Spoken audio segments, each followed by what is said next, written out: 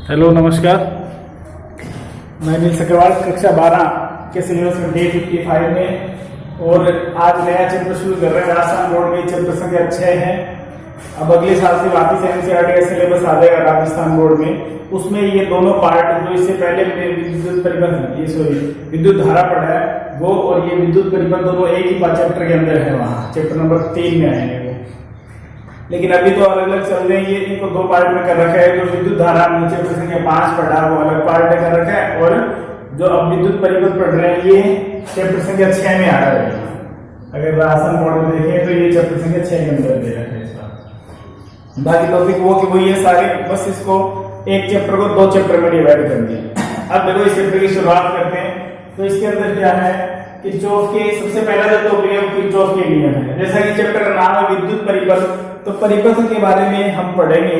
Normally पूरा का पूरा चैप्टर जो प्रैक्टिकली है, पहले हम इसके बेसिक थ्योरी कंसेप्ट वगैरह समझेंगे, फिर जो इसमें प्रैक्टिकल है वो किस बेस्ड पर है और किस कौन से प्रैक्टिकल है वो सारी बातें हम करेंगे। तो उनमें हम थ्योरेटिकल प्लस प्रैक्टिकल, यानी जो टॉपिक प्रैक्टिकल के हैं पहले हम उनकी थ्योरी भी समझेंगे, साथ में उनको प्रैक्टिकली करके भी देखेंगे। तो प्रैक्टिकली जो वीडियोज है वो भी मैं इनके साथ कनेक्ट करके डाल दूंगा और अलग से भी अपलोड कर दी जाएगी। अगर किसी को प्रैक्टिकली देखना है तो वो प्रैक्टिकल में मिल जाएंगे। थ्योरी को समझ के फिर प्रैक्टिकल को समझना है तो वो दोनों को रिलेट करके साथ डाल देंगे। अभी वहां तक हम पहुंचेंगे, 1-2 दिन लगेंगे वहां तक पहुंचने में। पहले हम इसकी सामान्य टॉपिक्स की बात करते हैं। सिंपल बातें हैं कुछ। चैप्टर संख्या 6 है ये और 6 का पार्ट फर्स्ट आज हम शुरू कर रहे हैं चैप्टर संख्या 6 का। इसमें पहला टॉपिक किरचॉफ के नियम। किरचॉफ का परिपथों के संबंध में दो नियम दिए, उसी के आधार पर उनको प्रथम और द्वितीय नियम कहते हैं। पहला किरचॉफ का प्रथम नियम। अब ये नियम क्या है, इसको धारा का नियम भी कहते हैं। और दूसरा इसको संधि नियम कहते हैं, जंक्शन लॉ, संधि नियम। ये भी आप ध्यान रखें क्यों कहते हैं कि बता, अभी हम बात कर लेंगे उसकी। जंक्शन लॉ ये नियम क्या है कि अगर एक ही किसी पॉइंट पर जंक्शन का मतलब जहां बहुत सी वैल्यूज मिलती है, जंक्शन कहते हैं इसे, तो अलग अलग जगह से धारा आ रही है या जा रही है। एक पॉइंट से अगर देखें तो उस पॉइंट को संधि बिंदु कह देते हैं, इसलिए इसको संधि नियम कहते हैं। उस बिंदु से आने वाला करंट और जाने वाला करंट हमेशा बराबर होगा, यानी जितना करंट आ रहा है उसी को ही हम आगे भेज सकते हैं। जैसे हमने समांतर क्रम संयोजन में पढ़ रहे हैं कि आई करंट आ रहा है तो I1 में, I2 में, I3 में डिवाइड हो गया। इसका मतलब टोटल तो आ रहा है वही क्या होगा, जाने वाले के बराबर होगा। इसका मतलब I बराबर क्या लेते हैं हम, I1 plus I2 plus I3, तो वहां ये जंक्शन लॉ ही अप्लाई होता है। तो सिंपल ये कह सकते हैं किसी संधि बिंदु पर धाराओं का बीजगणितीय योग शून्य होता है। एक तो ये परिभाषा, बीजगणितीय योग का मतलब आने वाली धारा और जाने वाली धारा बराबर होती है। तो आने वाले को पॉजिटिव लें, जाने वाले को नेगेटिव लें, तो क्या हो जाएगा, बराबर 0 आ जाएगा। दूसरा ये कह सकते हैं किसी संधि बिंदु पर आने वाली धाराओं का योग वहां से निकलने वाली धाराओं के योग के बराबर होता है। तो आप कैसे इसे डिफाइन कर सकते हैं, तो इसे इस तरह से ले सकते हैं। जैसे मान लो इस तरह से हमने कोई ये जंक्शन पॉइंट ले लिया, यहां से ये करंट आ रहा है इधर से और ये इधर से निकल रहे हैं। तो यहाँ इस बिंदु को देखना है हमें। इस बिंदु को न्यूमेरिकल पूछा जाता है। न्यूमेरिकल एक नंबर की न्यूमेरिकल के लिए बहुत महत्वपूर्ण बात है, ये अक्सर पूछ लिया जाता है। तो यहां से देखें, अगर इसको I1 मान लें, इसको I2 मान लें, I3 मान लें, I4 मान लें, I5 मान लें, I6 मान लें, तो क्या होगा, आने वाली धारा और जाने वाली धारा क्या होगी, बराबर होगी। तो यहां से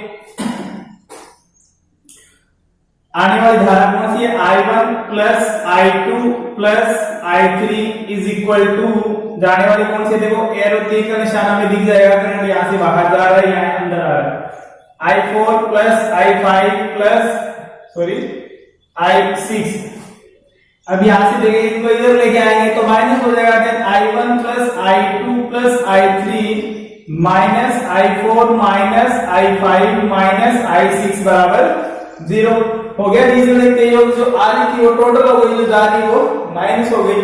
तो टोटल इसको इन शॉर्ट में ये कह सकते हैं, जब आपको डिफाइन करना है तो इतना पूरा लिखने की जरूरत नहीं है। आप सीधा एक नंबर का क्वेश्चन आता है तो सीधा एक लाइन लिख सकते हैं, इस नियम के अनुसार किसी संधि बिंदु पर विद्युत धाराओं का बीजगणितीय योग शून्य होता है, then sigma I is equal to 0।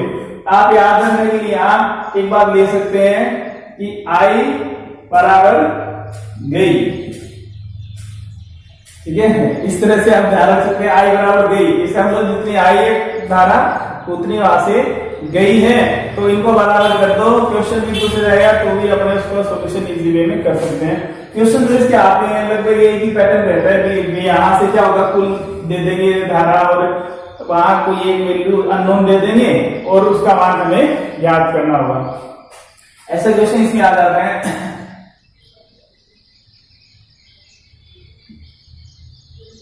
इस तरह क्वेश्चन आए हुए कई बार, जैसे ये दे दिया, इस तरह का यही क्वेश्चन आया हुआ है, ऐसे मान लेते इस तरह से ही।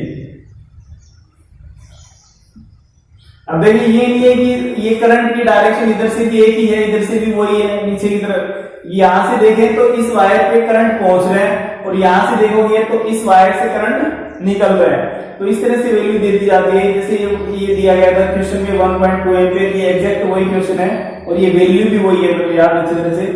ये शायद 2014 में ऐसे कुछ आया था ये क्वेश्चन, आई और यहां दे दिया 1 एम्पियर और क्वेश्चन दिया गया था कि चित्र में आई का मान निकालिए, चित्र में आई का मान बताइए। और ये राजस्थान बोर्ड का जो पेपर था उसमें उसका पहला क्वेश्चन ही था ये, तो इसमें आई का मान बताना है। तो अब क्या देखना में पहली बात तो ये जंक्शन लो इसके अंदर अप्लाई हो रहा है, संधि नियम लग रहा है। तो संधि नियम का मतलब ये नहीं है कि एक ही बिंदु पर सारे टच हो तो भी वो करंट एक बिंदु पर होगा। वायर में जब देखिए कहीं पर भी अगर वो लगाते कनेक्ट करते हैं, यहाँ से वायर को काट दिया, यहाँ से करा काट दिया, तो वो सबके लिए वही पॉइंट रहेगा, उसको एक ही पॉइंट माना जाएगा। तो ये अगर ये इस पॉइंट पे आ रही है तो भी इसी वायर में आ रही है, इस पॉइंट पे आ रही है तो भी इसी वायर में आ रही है, यहाँ से निकल रही है तो भी इसी वायर से निकल रही है। इसका मतलब ये ऐसा नहीं कि ये अलग अलग है, ये भी जंक्शन पॉइंट ही है, इसका एक ही बिंदु है। तो यहां से देखें आने वाली धारा बराबर जाने वाली, आई बराबर गई, तो आई कौन सी है, पॉइंट ए प्लस 1.2, गई कौन सी है 1 प्लस आई। क्वेश्चन बिल्कुल ही सिंपल आते हैं, इसके अंदर कोई ज्यादा ऐसा डिफिकल्ट चीजें कुछ भी नहीं है, बेसिक अगर हमें पता है तो क्या हो जाएगा, ये 2 हो गया और 1 को इधर लाएंगे माइनस हो जाएगा, तो I इज इक्वल टू क्या आ गया 2 माइनस 1, तो I इज इक्वल टू क्या आ गया 1 एम्पियर। तो इस तरह से जो क्वेश्चन है वो नॉर्मली इसी प्रकार के क्वेश्चन इसमें बढ़ते और कोई क्वेश्चन है भी इसके अंदर, सिंपल सी बात है। दोनों बातें महत्वपूर्ण है, संधि नियम सीधा सा पूछ ले, संधि नियम लिखिए। दूसरा आपको ये पूछ ले किरचॉफ का पहला नियम लिखिए, धारा का नियम लिखिए। एक बात और इसमें रह गई कि ये भी पूछ लेते हैं कि संधि नियम किस नियम की व्याख्या करता है, किस पर आधारित है, तो ये आवेश संरक्षण पर आधारित है। इस बात को आप जरूर नोट कर लें, किस पर आधारित है। आगे कंपटीशन के लिए भी ऐसे क्वेश्चन जो है वो बहुत पूछे जाते हैं, आवेश संरक्षण पर आधारित है। क्योंकि आवेश संरक्षण क्यों आधारित है, क्योंकि क्या प्रभावित हो रहा है, इसमें करंट प्रभावित हो रहा है और करंट में क्या प्रभावित होते हैं, आवेश प्रभावित होते हैं। इसलिए आने वाली धारा यानी आने वाला आवेश किसके बराबर है, जाने वाली धारा यानी जाने वाले आवेश के बराबर है। इसका मतलब क्या हुआ, आने वाला आवेश बराबर जाने वाला आवेश, तो टोटल आवेश क्या रहा, निश्चित रहा। यानी आवेश को न तो उत्पन्न कर सकते हैं, नहीं नष्ट कर सकते हैं, केवल क्या कर सकते हैं, स्थानांतरित कर सकते हैं। तो यहाँ किसमें एक वायर से दूसरी वायर में क्या कर दिया, स्थानांतरित कर लिया, टोटल आवेश में कोई परिवर्तन नहीं होगा। तो यहाँ से क्वेश्चन 3 बढ़ जाएंगे, एक तो नियम, दूसरा किस बात पे आधारित है, आवेश संरक्षण पे, और तीसरा न्यूमेरिकल। तीनों ही बातें महत्वपूर्ण है शॉर्ट क्वेश्चन के लिए, बहुत बार इसमें से क्वेश्चन जो है वो आ जाता है। अब नेक्स्ट इसका दूसरा नियम देखते हैं। अब नेक्स्ट देखते हैं, नेक्स्ट सेकंड लॉ जो है इसका वो किरचॉफ का सेकंड लॉ, द्वितीय नियम, और इसका नाम है एक और लूप नियम, ज्यादातर ये दिया जाएगा एग्जाम में, लूप नियम। लूप कहते हैं बंद भाग। अब बंद भाग किससे संबंधित है, प्रतिरोधों से संबंधित, बैटरी से संबंधित, पूंजी से संबंधित। बंद भाग किसका है, परिपथ का, यानी कोई बंद परिपथ ले, बंद भाग ले उसका, तो उसके अंदर वोल्टताओं का बीजगणितीय योग 0 होता है।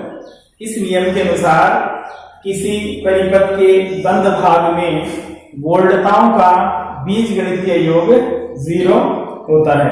इसका मतलब इसे कह सकते हैं sigma V is equal to 0। तो आप सीधा एक लाइन ये डिफाइन कर सकते हैं, वोल्टाओं का बीजगणितीय योग 0 होता है, यानी आने वाला जो वोल्टेज है वो एक पॉजिटिव वोल्टेज है वो उसका टोटल और नेगेटिव वोल्टेज है उसका टोटल बराबर होगा। अब इसको एक तरह से और डिफाइन कर सकते हैं, न्यूमेरिकल पोर्शन में कैसे लेंगे वो हमें देखना इसमें। उसके लिए देखो V इज इक्वल टू क्या होता है, आइए आप एक एग्जांपल ले लेते हैं इसके अंदर। जैसे मान लो ये एक बैटरी लगी है, ये एक प्रतिरोध लगा है, एक बैटरी यहां लग गई, एक प्रतिरोध यहां लग गया, और भी प्रतिरोध हो सकते हैं। तो इसके लिए जो विद्युत वाहकबल है वो E1 हो गया, इसके लिए विद्युत वाहकबल E2 हो गया, इसके लिए करंट हो गया, इसके लिए करंट हो गया I1 I2, ये प्रतिरोध हो गया R1, ये हो गया R2। क्वेश्चन में इनकी वैल्यू जैसे दे दी जाती है। तो अब देखो क्या होगा, कुल विद्युत वाहकबल कितना है, इनका योग हो गया E1 प्लस E2, और यहाँ पर कुल विभवांतर कितना है, कितना खर्च हो रहा है, वो उसी के बराबर होगा। इसका मतलब हम इसको क्या लिख सकते हैं, सिग्मा V का मतलब क्या हुआ, I इंटू R, इसके लिए आगे सिग्मा लगा है। क्यों, क्योंकि इसमें जो करंट जा रहा है, ठीक है, ये थोड़े कॉम्प्लिकेटेड रहते हैं ऐसे। जैसे मान लो इसको और भी आगे इधर ऊपर जोड़ दिया जाए, या इधर बैटरी लगा दी जाए, कोई ऐसे लगा दी बैटरी, तो इसका जो करंट है वो भी इसी के अंदर आएगा, कुछ पार्ट कुछ इधर जाएगा, वो प्रतिरोधों पे डिपेंड करेगा। तो सिग्मा IR, I का R का मतलब क्या है, जितने भी प्रतिरोध लगे हैं सभी को जोड़ना है अपने को, उसमें से जाने वाली धारा प्रवाहित हो रही है उनसे गुणा करके फिर जोड़ना है। तो इसमें धारा मान लो I1 जा रही है, इसमें धारा I2 जा रही है, तो ये हो गया I1 R1, ये हो गया I2 R2। वो हमें डायरेक्शन देखनी पड़ेगी, वो बाद में देखेंगे। उसके लिए एक दो कंसेप्ट और पढ़ेंगे आगे भी स्ट्रॉन्ग संबंधित, फिर उसमें हमें पता चल जाएगा कैसे सोल्व करते हैं क्वेश्चन को, ज्यादा इजी हो जाएगा। उसके बाद इसके क्वेश्चन सोल्व करेंगे। Sigma IR is equal to, अब ये I और R, ये जो वोल्टेज है वो कहां से आ रही है, इनके लिए वोल्टेज कौन दे रहा है, बैटरी दे रही है, ठीक है। और बैटरी में अधिकतम जो वोल्टेज है वो हम पहले पढ़ चुके हैं, उसको विद्युत वाहक बल कहते हैं, और वो क्या होगा, सिग्मा E। इसका मतलब इसको ऐसे भी लिख सकते हो, सिग्मा IR बराबर सिग्मा E। अब ये ध्यान है तो इस फॉर्म में डेफिनेशन आप ले सकते हो, ये ध्यान है तो इस फॉर्म में डेफिनेशन आप ले सकते हो। न्यूमेरिकल करते समय ये अपने को पता होना चाहिए कि टोटल वोल्टेज कहां से आ रहा है, बैटरी से आ रहा है, किसमें जा रहा है, जो भी वहां रेजिस्टेंस लगे हैं उनमें जा रहा है करंट, उसके अनुसार हमें उन पर कितनी वोल्टता सब पे खर्च हो रही है। अब वो जो खर्च हो रही है वो जितनी सप्लाई है उससे ज्यादा तो हो नहीं सकती, जितनी सप्लाई है वही क्या होगी, सभी में पार्टिसिपेट करेगी। इसका मतलब टोटल जो सप्लाई आ रही है, दो बैटरी लगती तो दोनों का जोड़ दो, एक 5 वोल्ट है, एक 10 वोल्ट है, तो टोटल वोल्टेज तो 15 वोल्ट हो गया। अब वो 15 वोल्ट सभी में क्या हो रहा है, यूज हो रहा है, इसलिए उसके बराबर हम उनको निकाल लेंगे कि किसमें कितना करंट जा रहा है, उसके अनुसार इक्वेशंस बढ़ाई, समीकरणें बढ़ाई जाएंगी, फिर उसे सोल्व कर सकते हैं। अब देखो यहां से इसकी अगर परिभाषा बढ़ाना चाहें तो इसकी जो परिभाषा है वो क्या बनेगी कि किसी बंद लूप में, परिपथ के बंद भाग में धाराओं तथा प्रतिरोधों के गुणनफल का बीजगणितीय योग, गुणनफल का योग, धारा तथा प्रतिरोध गुणनफल हो गया, फिर सिग्मा है तो उनका योग, क्योंकि जरूरी नहीं एक हो, यहाँ और भी हो सकते हैं प्रतिरोध, यहाँ भी लगा हो सकता है, यहाँ भी लगा हो सकता है, तो जितने हैं सभी को लेना पड़ेगा, इसलिए सिग्मा IR धारा तथा प्रतिरोधों के गुणनफल का योग इसके बराबर होता है विद्युत वाहक बलों के बीजगणितीय योग के बराबर होता है। अब इसको इधर ले आओ, देखो ये कहां से है, यहीं से तो है, ये हम पहले पढ़ चुके हैं, इसको उधर ले जाओ, ऐसे जरूरत नहीं है। यहाँ सिग्मा E इसको इधर ले जाएंगे, minus sigma IR is equal to 0, sigma common आ गया, E minus I into R बराबर 0। E माइनस IR क्या है, V है, V बराबर 0, ये बढ़ चुके हैं। E माइनस IR किसके बराबर होता है, V के बराबर होता है, तो यहां से सिग्मा V बराबर में क्या देगा 0। बाकी इसकी हमें जरूरत नहीं है, यहाँ केवल आपको इसको नियम को ही परिभाषित करना है, तो ये परिभाषित करते हैं sigma V is equal to 0, तो आप इसे लिख दें कि वोल्टताओं का बीजगणितीय योग 0 होता है। दूसरा, इसको इस तरह से विद्युत वाहक बलों का योग, और कहां से, प्रतिरोध और धाराओं के गुणनफल के योग के बराबर होता है। तो ये हो गया किरचॉफ के दोनों नियम। एक बात और है इसके अंदर, वो है जैसे उसमें हमने बताया था कि वो पूछ लें कि धारा नियम या किरचॉफ का प्रथम नियम या संधि नियम किस बात की व्याख्या करता है या किस नियम पर आधारित है, तो किस पर आधारित है, आवेश संरक्षण सिद्धांत पर। उसी तरह से इसकी बात करें तो वोल्टेज क्या है, धारा में जैसे आवेश है, जैसे वोल्टता क्या है, वोल्टता जो है वो है ऊर्जा। इसका मतलब इसमें क्या दिखाई दे रहा है, कुल ऊर्जा दी गई कुल ऊर्जा के बराबर है। अलग से ऊर्जा न तो उत्पन्न हो सकती है और नहीं नष्ट हो सकती है। इसीलिए जो बैटरी से एनर्जी दे रहे हैं, वोल्टेज दे रहे हैं, एनर्जी मतलब वोल्टेज, वही वोल्टेज क्या हो रहा है, सभी के अंदर अलग अलग प्रतिरोधों में डिस्ट्रीब्यूट हो रहा है। इसका मतलब कुल वोल्टेज जो है वो संरक्षित रहता है, इसका मतलब कुल ऊर्जा संरक्षित रहती है। इसका मतलब ये ऊर्जा संरक्षण सिद्धांत की पालना करता है। तो इसके अंदर आप ये बात नोट कर लें कि किसकी व्याख्या कर रहा है, ये ऊर्जा संरक्षण सिद्धांत की व्याख्या करता है। ये बात भी महत्वपूर्ण है, पूछ लेते हैं एग्जाम में, एक नंबर के जो क्वेश्चन होते हैं पॉइंट टू पॉइंट एक एक वर्ड के जो बातें रहती है वो पूछी जाती है मोस्टली। तो अगर आपको कंप्लीट अच्छे मार्क्स चाहिए तो उसके लिए आपको लाइन टू लाइन हर चीज समझ में आनी चाहिए। लैंग्वेज थोड़ा बहुत कभी कभार चेंज कर देते हैं, तो हमें ये पता चलना चाहिए पहले तो कि हमसे क्या पूछा गया है, उसी वे में आपको जो है वो आंसर देना है। तो ये हो गए किरचॉफ के दोनों नियम, प्रथम और द्वितीय।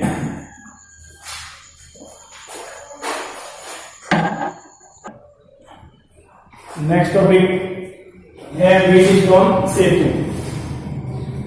व्हीटस्टोन साइंटिस्ट का नाम, उसी के अनुसार इसको व्हीटस्टोन सेतु कहते हैं। सेतु का मतलब ब्रिज, कोई पुल अगर कहें वो है। किससे संबंधित है ये सेतु, ये संबंधित है प्रतिरोधों से संबंधित। काम क्या करता है वो बात करेंगे, कैसे काम करता है वो बात करेंगे, सिद्धांत क्या है वो बात करेंगे, फिर इससे रिलेटेड बातें आ जाती है प्रैक्टिकल पोर्शन, फिर हम नेक्स्ट क्लास में प्रैक्टिकल पोर्शन की बात करेंगे।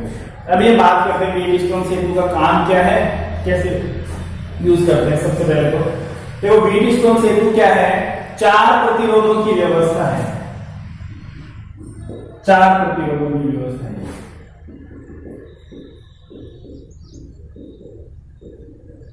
जिसमें से क्या होता है, 3 तो ज्ञात प्रतिरोध होते हैं, प्लस में क्या होता है, एक अज्ञात प्रतिरोध होता है। और जो अज्ञात प्रतिरोध है इसी का हम क्या करते हैं, मान ज्ञात करते हैं। बस इतनी सी बात है इसके अंदर। अब कैसे करते हैं वो बात करेंगे। तो सबसे पहले बात तो ये हो गई, व्हीटस्टोन सेतु क्या है। व्हीटस्टोन सेतु 4 प्रतिरोधों की ऐसी व्यवस्था है जिसमें से 3 ज्ञात प्रतिरोध होते हैं और एक अज्ञात प्रतिरोध होता है। 3 ज्ञात प्रतिरोधों की सहायता से अज्ञात प्रतिरोध का मान ज्ञात किया जाता है जब, एक वर्ड लिख रहा हूं मैं यहां, जब सेतु संतुलन की अवस्था में होता है, when bridge is in a balancing condition, संतुलन की अवस्था में होता है।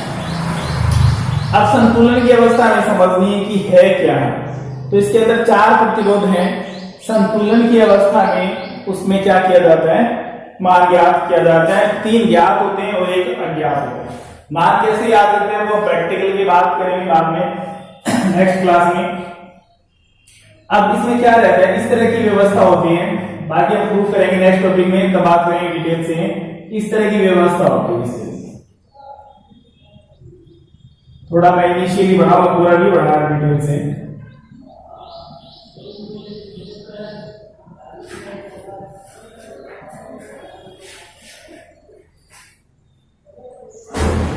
इस तरह इसको परिपथ में जोड़ दिया जाता है।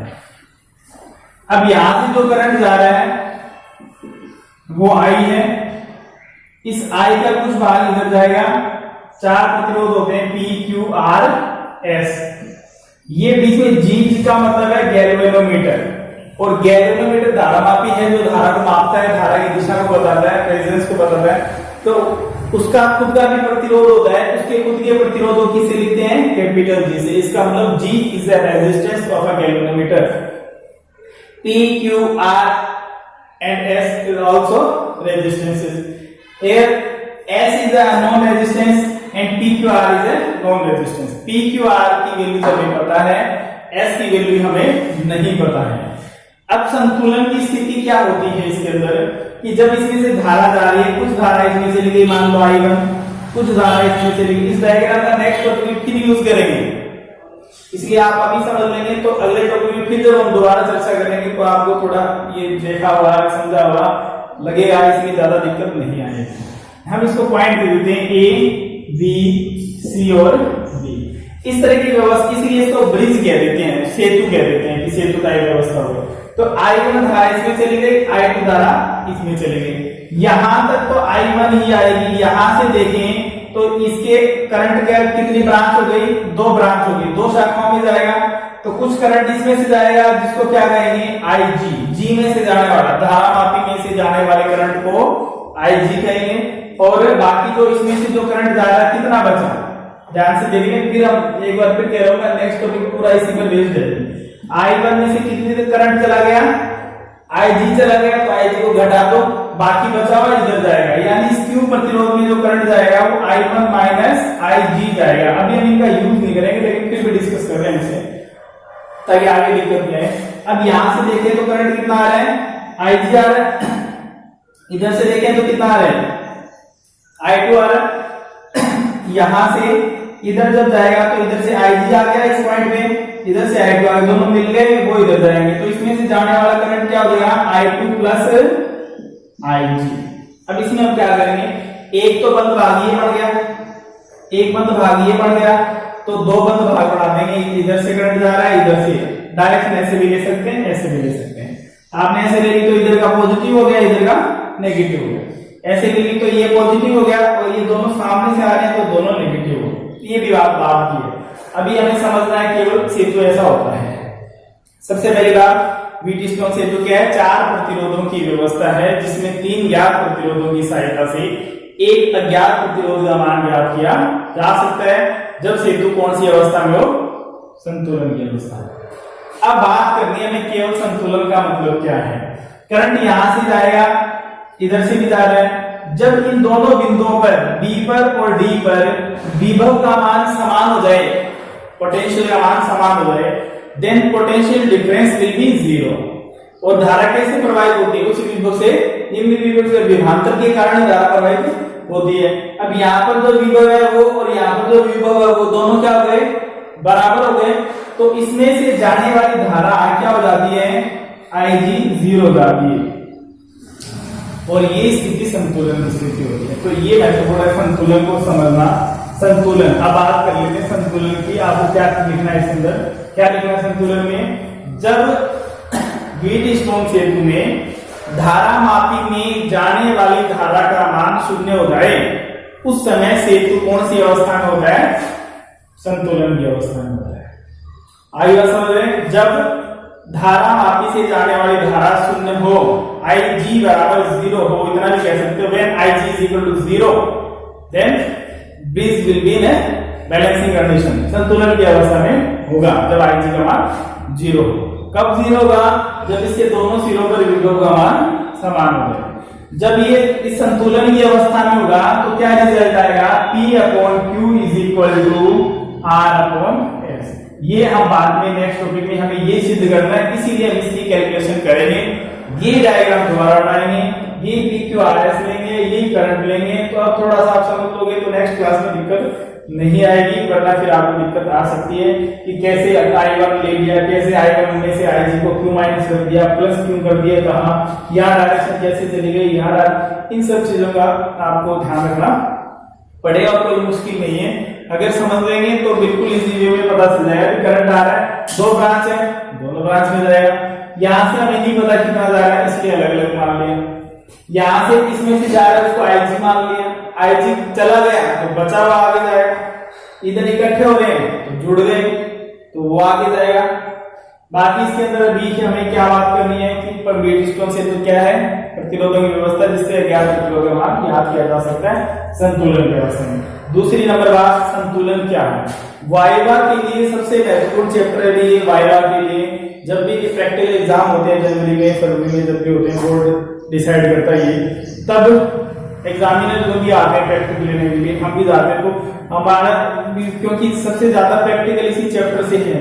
मीटर सेतु के 3 प्रैक्टिकल है, विभूमापी के 5 प्रैक्टिकल इस चैप्टर से है, इसीलिए लगभग आधे से ज्यादा बच्चों के पास ये प्रैक्टिकल आते हैं। तो फिर क्वेश्चन भी ये रहते हैं कि मीटर सेतु हम पढ़ेंगे, वो इसी के सिद्धांत पर काम करता है। तो मीटर सेतु किस सिद्धांत पर काम करता है? व्हीटस्टोन सेतु पे। तो फिर व्हीटस्टोन सेतु का सिद्धांत क्या है, कैसे काम करता है, फिर बात आ जाती है संतुलन क्या होता है, संतुलन की स्थिति में फॉर्मूला क्या होता है, कैसे निकालते हैं, लंबाई कैसे निकालते हैं, उसकी प्रतिरोध कैसे सोल्व करते हैं। तो वो सारी चीजें, इसलिए वाइवा के लिए बहुत ही महत्वपूर्ण तो चैप्टर है, पूरा चैप्टर बहुत महत्वपूर्ण है वाइवा के लिए। और दूसरा थ्योरी के लिए भी इम्पोर्टेंट है ये बात, इसलिए अभी तो हम इसमें इतना ही करेंगे। संतुलन की अवस्था ध्यान रखें, यहाँ से पी क्यू आर जो है वो क्या है, ध्यान रखें, पी क्यू आर 3 जो प्रतिरोध है वो तो क्या है, ज्ञात हमने लिखा है 3 ज्ञात प्रतिरोध, और एस जो है वो क्या है, अज्ञात है। अब ये फॉर्मूला प्रूफ कर लेंगे बाद में। तो अगर जब ये फॉर्मूला आ गया हमारे पास, इसका मतलब अब एक समीकरण से एक मान ज्ञात किया जा सकता है, 3 ज्ञात है, तो S is equal to S को इधर ले आओ, QP को इधर ले आओ, रिवर्स हो जाएंगे Q upon P into R।